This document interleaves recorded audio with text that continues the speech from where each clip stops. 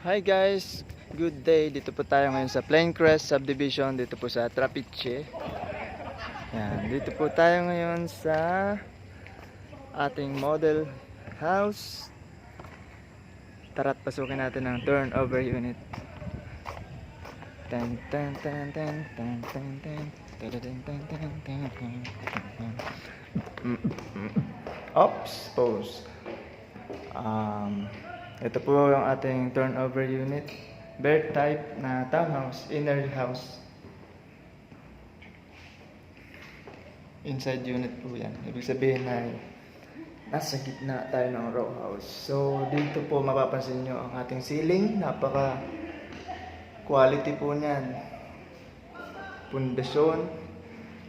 Yan, coated ho yan ng cement, pure cement. May bracing niya na stainless sa kanyang flooring. Yan, napansin niyo yung kapal niyan guys. Yan na po yung flooring niya. Kaya quality yan dito. Yan. Ups, back tayo sa baba.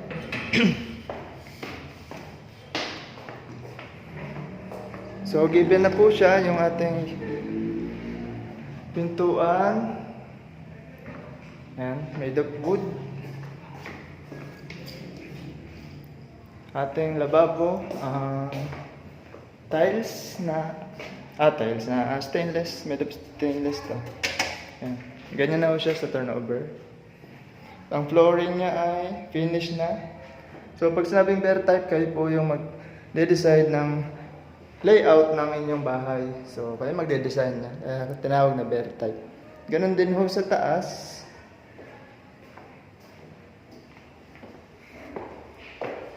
Yan. Turnover unit po, may abang na ho siyang partition, divisions. At meron na siyang ceiling. Made of hardiplex with insulations para hindi mainit. So, pwede nyo naman yan baklasin. So, gaya nga ng sinabi ko sa inyo, kayo ang masusunod sa inyong layout ng bahay.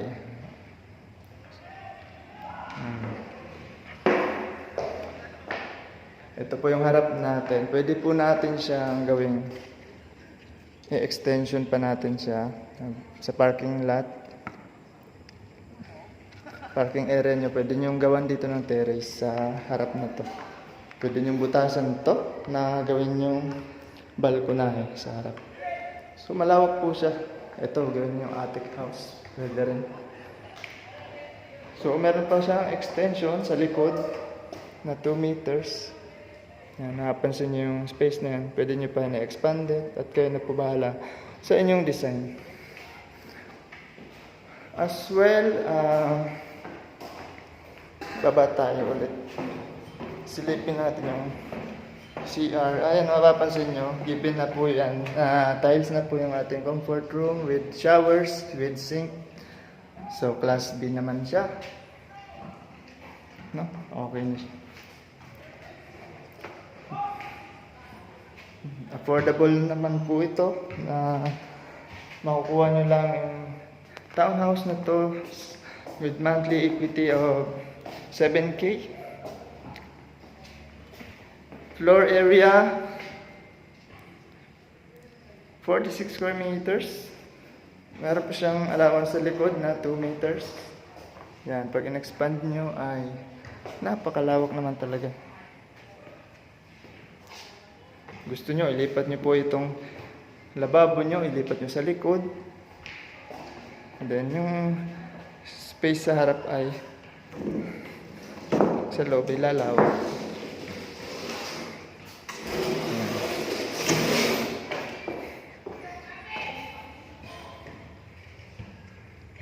Yan.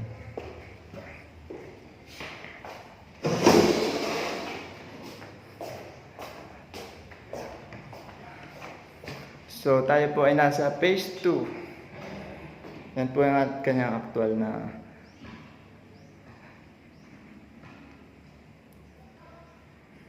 model house. Yan. Okay guys, gusto nyo magpa-reserve, PM lang po. visit sa aming Facebook page and YouTube channels. Thanks!